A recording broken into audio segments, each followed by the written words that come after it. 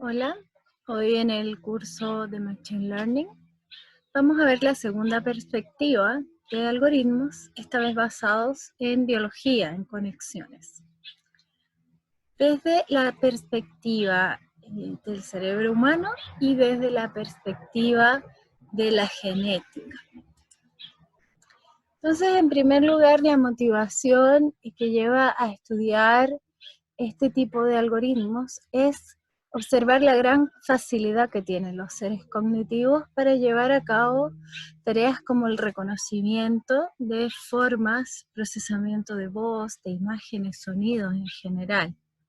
Y la dificultad que existe a través de computadores tipo von Neumann poder desempeñar adecuadamente estas tareas mediante algoritmos estándar, ¿ya? Y es por eso que surge el interés en copiar el secreto de los seres cognitivos.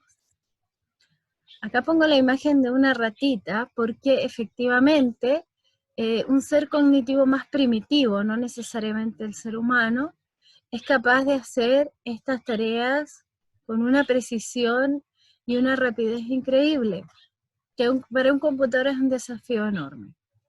Entonces, de ahí aparece importante comprender y emular qué mecanismos tiene este ser cognitivo para llevar a cabo estas tareas con éxito.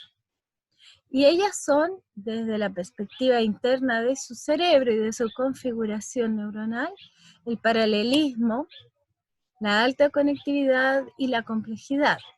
Es decir, tiene una gran cantidad de neuronas que trabajan en paralelo, de manera, digámoslo así, juntos, ¿sí? Y están totalmente asociados los estímulos, las inputs, para poder producir una salida. Para una ratita es muy importante el estímulo del olor, por ejemplo, el estímulo de la luz, para saber que debe irse por lo oscurito a buscar, ¿sí?, su alimento. Entonces, ese es el tipo de razonamiento que uno puede emular a través de esta nueva rama de la inteligencia artificial, las redes neuronales artificiales. Dije nueva, en aquella época en donde se presentan. Es tan antigua como unos 80 años atrás. ¿Qué diferencias importantes hay entre la estructuración de algoritmos con redes neuronales artificiales y un algoritmo tipo von Neumann? Que en lugar de estar programadas a través de instrucciones, estas parten en una condición inicial y se genera un entrenamiento por ensayo y error para llegar a un resultado dado. Además, tienen memorias y procesadores que interactúan entre sí, que pueden ir modificando sus respuestas dependiendo de su tasa de éxito o fracaso en una tarea. También su procesamiento es paralelo y asíncrono. No está mediado por un periodo de muestreo, sino que es dependiendo de la situación de entrada que ocurre. Es muy tolerante a fallas, por tanto, y se encuentra autoorganizada. Significa que es independiente del software. Por otro lado, el conocimiento está almacenado de forma adaptable. Quiere decir que ante una nueva situación que la red neuronal no conocía, es capaz de entregar una respuesta. En el caso de un algoritmo von Neumann, el conocimiento está almacenado en una memoria localizable. Por lo tanto, si yo tengo, por ejemplo, una fórmula, esta simplemente no se calculará si le falta un parámetro. Por otro lado, el procesamiento de un algoritmo von Neumann es autocrático. Se sigue el paso 1, el 2, el 3, con los loops que sean necesarios. En el caso del procesamiento de las redes neuronales, es un procesamiento anárquico. Quiere decir que se harán las iteraciones cuando sean necesarias y cuando no, no se harán. Este es un modelo. Como todos los modelos, son apenas representaciones de la realidad. El modelo biológico de la neurona se esquematiza a través de este dibujo tomado de un libro de biología, en donde nos vamos a fijar especialmente en sus funciones. y sus funciones en el sentido del razonamiento, no en el sentido biológico. Por tanto, vamos a mirar lo más importante primero, su núcleo, que está contenido en su cuerpo o soma, en latín, ¿ya? En este cuerpo hay una serie de elementos como mitocondrias, aparatos de Golgi, que hacen funciones biológicas para que esta célula se encuentre viva. Pero nosotros vamos a preocuparnos principalmente que es que adentro de este cuerpo el núcleo hace una acción, procesa algo y entrega una respuesta. ¿Qué es ese algo que procesa? Ese algo que procesa es aquello que percibe de su entorno a través de estas especies de ramitas que son las dendritas, que son sus sensores al entorno. Para nosotros van a ser sus canales de entrada. Y tiene una dendrita especializada que es, digamos, diferente, que entrega la reacción de la neurona que le llamamos a esta axón. Bien, importante, ella se comunica con otras, ¿no? No nos vamos a preocupar más de la biología, ahora vamos a pensar en la parte electroquímica. En el lado izquierdo, usted ve que la neurona, cuando está en reposo, no está haciendo ninguna acción, se encuentra polarizada a menos 60 milivoltios. Para que esta neurona sea capaz de identificar que hay estímulo, este debe ser de valor igual o mayor a 10 milivoltios. Menos que eso, ese es su potencial de recepción, simplemente no lo siente, ¿no? Lo ignora. No es suficiente para poder activarse. ¿Qué ocurre con estos 10 milivoltios o más? Se propagan en forma pasiva a través de su membrana. Y esa propagación es proporcional a la amplitud y a la duración del estímulo. Lo importante es que una vez que lo que ha percibido se propaga, ¿cuál es su potencial de acción? ¿Qué hace con eso? Su potencial de acción son más 100 milivoltios. Es decir, ella está en reposo. Si se despolariza, se activa con más 100 milivoltios. Pasa de ese estado inicial a este. Y emite un tren de potenciales con una frecuencia proporcional también a la amplitud y a la duración de la recepción. La propagación se hace a través del axón, ¿ya? De allí pasa a la comunicación con las demás a través del proceso conocido como sinapsis. La sinapsis, bautizada como este proceso de comunicación entre neuronas, la bautiza por primera vez Ramón y Cajal en el siglo XIX. Y detectan que ocurren varias cosas en esta transmisión de información entre neuronas. En primer lugar, tiene retardo, no es instantáneo.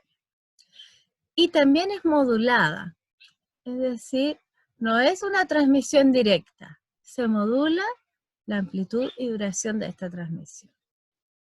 Y tienen la fabulosa propiedad de ser plásticas, se van modificando.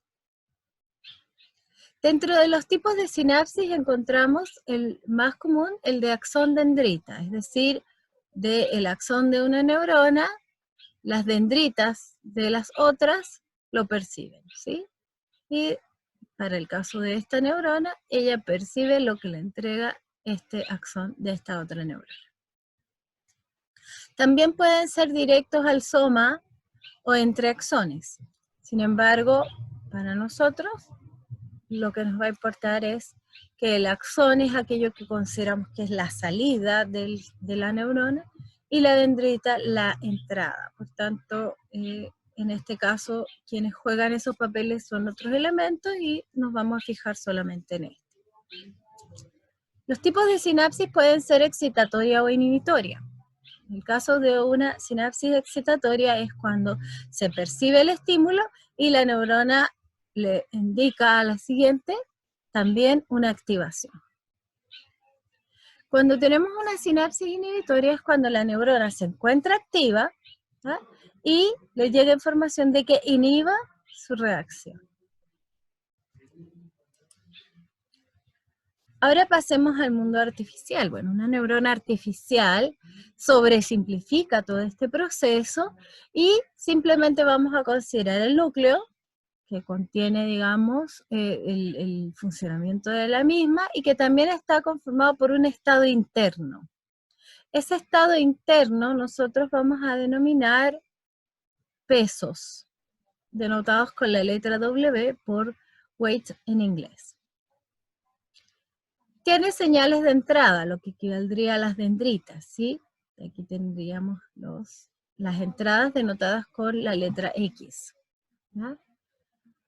A través de estas dendritas, que son estos canales de entrada, se llega al núcleo de la neurona, donde se hace el procesamiento, y acá he dibujado el tipo de neurona producto punto. Lo que hace es acumular la información que le llega y verificar a través de esta función f de z si pasa o no pasa el umbral. Acá tenemos la descripción matemática. Entonces, el resultado de esta sumatoria le he llamado A, la suma ponderada de las entradas, y si esta pasa este umbral θ, su salida es acción, y si no lo pasa, su salida es nula. Acá hay varias alternativas más, la más básica. Si esta fuese una neurona de distancia, lo que tendría yo acá es un cálculo de una distancia, por ejemplo, la euclidiana. La distancia de estas entradas con respecto a un patrón, ¿sí? Y de esta manera entonces yo podría entregar la respuesta sí, corresponde al patrón, o no, 0, no corresponde al patrón. Acá tenemos entonces las funciones de activación que podríamos tener dentro de esta función f, ya que le mencioné recién. Este sería el caso que ejemplifiqué con la ecuación matemática, o sea, 0 si no pasa el umbral, y cuando llega al umbral pasa a 1. En este ejemplo coloqué el umbral en 0, pero puede estar en el valor que usted decida. Acá tenemos una neurona que me entrega valores negativos si no he pasado el umbral y positivos si he pasado el umbral. Son similares. Luego tengo la neurona lineal, es decir, todo lo que entra, sale. No es muy realista esto con respecto a la neurona biológica, pero para aplicaciones de ingeniería sirve mucho porque no limita la salida de la neurona. En este caso está saturada, entre -1 y 1, entre 0 y 1. Las versiones de esta y esta que está acá son versiones, ¿sí?, de sus homónimas de arriba, pero continuas.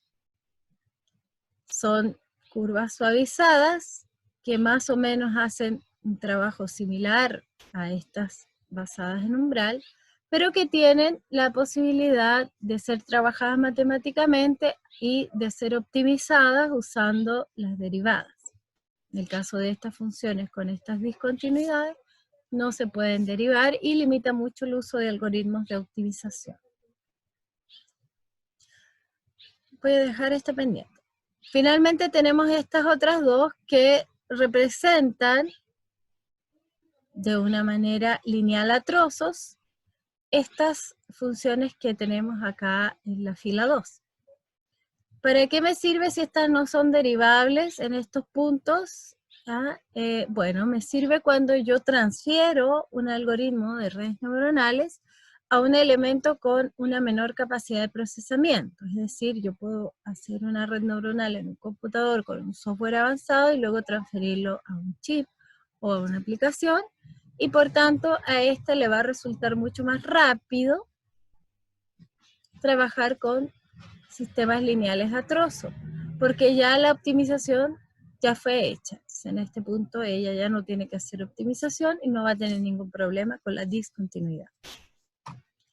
En el caso de estas dos que faltó describir, son el tipo de neuronas de distancia. Entonces, aquí tenemos la clásica curva de Gauss, ¿sí? En donde acá se encuentra el patrón y la neurona calcula a qué distancia se encuentra y cuál sería su grado de certeza de pertenecer o no a un patrón. Entonces, cuando yo tengo varios patrones, esta calcula para cada uno de ellos, y el que tiene una mayor certeza, una mayor probabilidad, ese es el patrón que identifica. Su versión lineal a trozos, si es que necesito transferirlo a un sistema de menor capacidad de cómputo. El aprendizaje, definido en términos de inteligencia artificial y en particular de redes neuronales, se define como la capacidad de una neurona o una red para ajustar sus conexiones, que vienen definidas por sus pesos, por estos W, de modo de obtener una respuesta deseada o que satisfaga ciertos criterios. Entonces, esta es una definición muy técnica y muy acotada, muy lejana a lo que podría definir un lingüista o un educador, ¿cierto? Pero me sirve para entender que lo único que se modifica durante el aprendizaje de una red neuronal es el peso, el valor que le doy o la ponderación que le doy a cada una de las conexiones. Con eso es suficiente para poder lograr satisfacer los criterios. Más adelante veremos cuáles. Entonces, este aprendizaje puede ser supervisado o no supervisado. En el primer caso, es cuando yo conozco el estado ideal o el set point para la muestra de datos. Se conoce. Por tanto, yo sé cuál es la respuesta correcta, evalúo la respuesta de la red. Si son iguales, no hago nada, están bien las conexiones. Si son distintas, modifico las conexiones para intentar que estén similares o iguales. En el caso del aprendizaje no supervisado, lo que se hace es ajustar uno o varios patrones previamente seteados. Y ahora la red simplemente se limita a estos patrones para entregar una respuesta. En este caso no se conoce la respuesta correcta. Esa es la no supervisión. Las redes neuronales artificiales entonces es juntar muchas neuronas artificiales a través de un arreglo. El arreglo básico, ¿sí?, es el arreglo prealimentado o feed-forward neural networks, que tiene esta forma. La gran mayoría de las redes neuronales artificiales toman esta lógica con pequeños matices, ¿no? Entonces la gracia está en que estas se ordenan por capas, las entradas están acá, a esto se le llama la capa de entrada, estas las intermedias y la última la capa de salida, ¿sí? Acá pueden haber tantas como uno quiera. ¿Qué tiene de importancia? Que esta está totalmente conectada, es decir, todas las neuronas de una capa se conectan con todas las de la siguiente, ¿ya? ¿Cómo la caracterizo? Bueno, tengo que conocer el número de neuronas, la arquitectura, cuántas capas tiene, el valor de los pesos en condiciones iniciales, que normalmente es simplemente un valor aleatorio pequeño, entre 0 y 1, entre menos 1 y 1. Las funciones de activación que tiene cada una de ellas, aquí dibujadas estas funciones tipo S, por ejemplo, ¿ya? Y el tipo de neurona, producto punto o de distancia. Y las redes pueden trabajar en dos modos. El primer modo es el modo de aprendizaje o mientras está siendo entrenada, y es cuando todos sus pesos aquí están representados a través solamente de la línea, se asume que la línea tiene un peso cada una de las líneas, ¿ya? Están modificándose, ¿sí? Y en la etapa de reconocimiento, ya no. Entonces simplemente es una propagación a través de la red. Por otro lado, los algoritmos genéticos. Esta es la segunda perspectiva. Bueno, la segunda perspectiva, ¿ya? Que es esta, que consiste en observar los fenómenos genéticos y basado en las teorías de la evolución, nosotros podemos decir que se logra un éxito a medida que los seres más adaptados, ¿sí?, se van juntando, reproduciendo entre ellos, logrando una evolución positiva de una especie o en este caso de un algoritmo. Este es más nuevo, porque si bien las redes neuronales surgen como idea en los años 40, en los años 70, a la mano de John Henry Holland, sugiere entonces que se usen algoritmos genéticos inspirados entonces en esta evolución biológica y su base genético-molecular para obtener a partir de condiciones iniciales aleatorias una respuesta optimizada para cualquier sistema. Acá pongo una imagen, ¿sí?, de los experimentos de Mendel. Tal vez los recuerden de la primaria, cuando nos enseñaron que a partir del cruce de florecitas lila, yo voy a obtener muchas florecitas lilas. Por otro lado, a partir del cruce de muchas blancas, obtengo blancas. Pero cuando se cruzan polen de florecitas moradas con flores blancas, o viceversa, polen de blancas con florecitas moradas o lila, obtenemos entonces que sus hijos, sus descendientes, son todos del color de la dominante, en este caso la lila. Pero después, si nuevamente hay polinización entre estas, que son mestizas, aunque todas de color lila, lo que vamos a obtener es que la probabilidad que nos salgan lilas va a ser de un 75% y que me salga una blanca es del 25%. Es decir, aunque se polinicen estas dos moradas, yo pudiera obtener una blanca. Estos algoritmos hacen evolucionar entonces una población híbrida y empezamos a ver entonces de manera, a través de acciones aleatorias semejantes a las que ocurren en la evolución biológica, empezamos a ver dos tipos de combinación.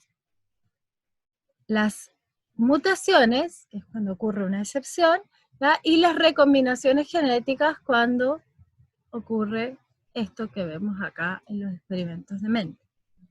Es así entonces como también se eligen, digamos, los nuevos elementos a recombinarse para poder generar nuevamente una nueva muestra o lo que se llama en algoritmo genético una nueva población. De esta manera los más adaptados sobreviven y los menos aptos son descartados. Acá tenemos otro ejemplo de cómo es este círculo, este algoritmo iterativo, cómo opera, ¿sí?, un algoritmo genético. Vamos a empezar acá, basados en unas condiciones, ¿sí?, de soluciones aleatorias, ¿sí?, que se recombinan. Ocurre los dos procesos, los de cruce y los de mutación, de tal manera, en el caso del cruce es solamente una combinación, en el caso de mutación es una alteración, aquí se fijan, este amarillito pasa azul, ¿sí?, y a partir de esta nueva población se calcula los descendientes y se les aplica una función de evaluación, ¿ya? Se les llama fitness. Se ve el fitness para cada uno de los individuos. Aquí tenemos la muestra de este ejemplo eran 4 individuos, donde los unos representan el color azul y los ceros el amarillo, y se coloca acá al lado su fitness, su valor de evaluación. En este ejemplo, entonces tenemos que X1 y X3 serían los más aptos, ¿ya? Luego X2 y X4 serían eliminados y los que pasarían a ser entonces los nuevos progenitores serían X1 y X3. O sea, digamos, una fila de cubitos que sería amarillo, azul, azul, amarillo, azul, azul. Y la otra sería azul, amarillo, azul, amarillo, amarillo, azul. Estos serían como los nuevos progenitores. Acá diría que cambiarlo, ¿sí? De acuerdo a este fitness. Y bueno, esto en forma continua hasta que llegue a un fitness que me satisfaga. 1.000.000, 2.000, no sé. Eso viene predefinido por el diseñador del programa. ¿Para qué se usan los algoritmos genéticos? Bueno, aplicaciones tan variadas como problemas hay. Así que en las siguientes clases vamos a ver cuáles son estas aplicaciones más comunes y usted también podrá ver en qué podría servirle para su trabajo de investigación de posgrado. Acá les dejo entonces una lectura sugerida de los capítulos 12 y 14 del libro del curso. Con esto terminamos. Hasta luego.